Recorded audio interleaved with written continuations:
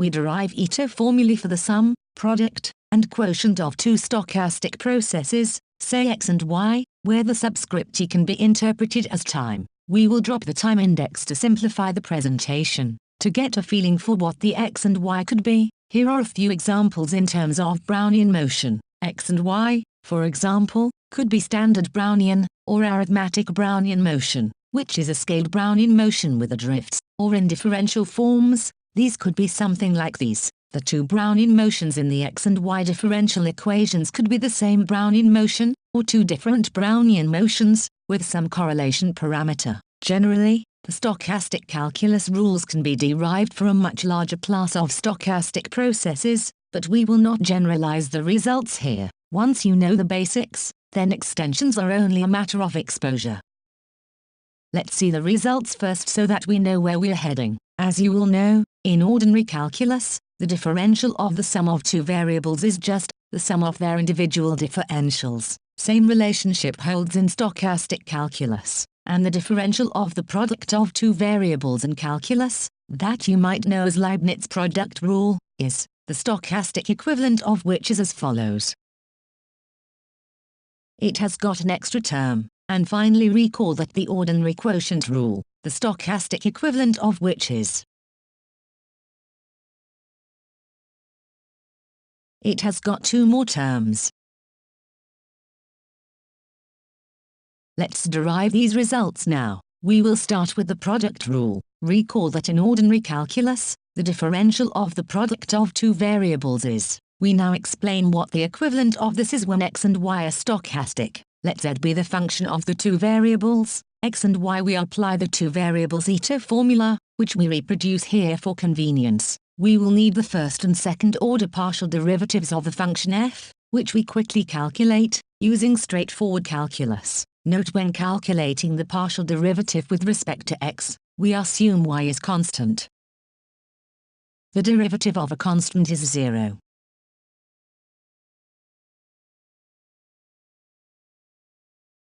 The derivative of x with respect to x is 1. Now substituting the partial derivatives into the Ito formula and simplifying.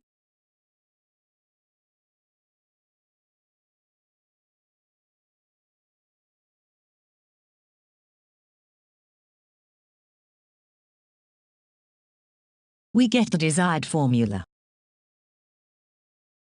We now explain the use of the product rules with a couple of examples. The first one is the integration by parts formula. Recall that in deterministic calculus, the integration by parts formula is easily derived by integrating the differential of the product of two variables.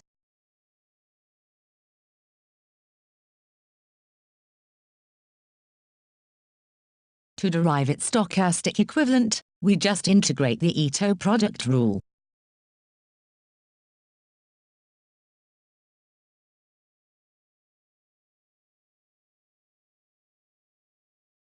And then rearrange the equation.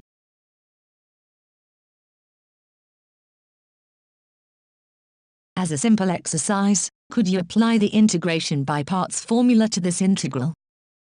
As our second example, we apply the Ito product rule to the discounted stock price, in the Black-Scholes model. Recall the dynamics of the bond price, and the stock price are as follows. As the bond price is deterministic, its quadratic variation with the stochastic stock price is 0. Now applying the Ito product rule to the product of the bond price and the stock price. Substituting the differential of S and D. And simplifying. We get the differential equation for the dynamics of the discounted stock price. Notice the drift is 0, which forms the basis of the risk-neutral valuation. Here are a couple of exercises that you should try to solve to get some practice. The last differential would need the Ito sum rule, which we derive next. We repeat the same procedure for the sum of two variables. The first and second order partial derivatives are easy to calculate. The derivative of x with respect to x is 1. The derivative of a constant is 0.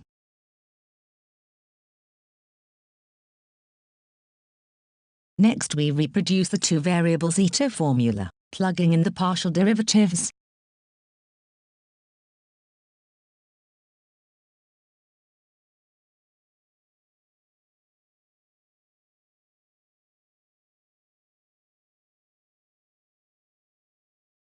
And simplifying, we get the desired formula.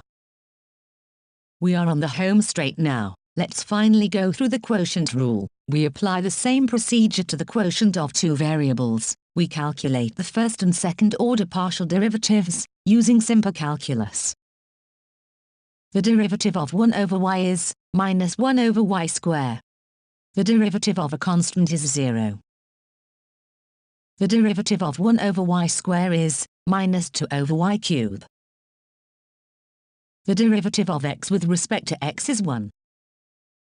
Next we reproduce the two variables eta formula.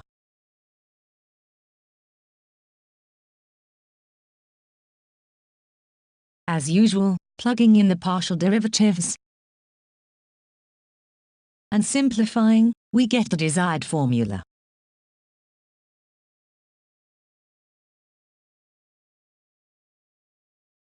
To demonstrate the usefulness of the quotient rule, we apply it to the ratio of two prices. They both follow geometric Brownian motion with constant correlation. The eta quotient rule in terms of S1 and S2, as opposed to X and Y is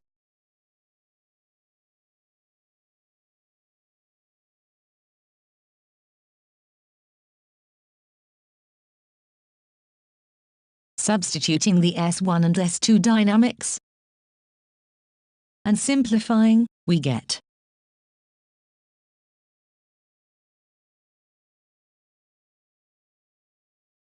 replacing the ratio by z, and noting that the sum of a linear combination of two normals is also normal, we can write it in terms of one Brownian motion, with scaling parameter sigma, which is the standard deviation of the difference of the two correlated Brownian motions. This is very useful in the derivation of the Margrave formula, which prices an option to exchange one risky asset for another risky asset. We hope you enjoyed the presentation and we look forward to seeing you in the next video.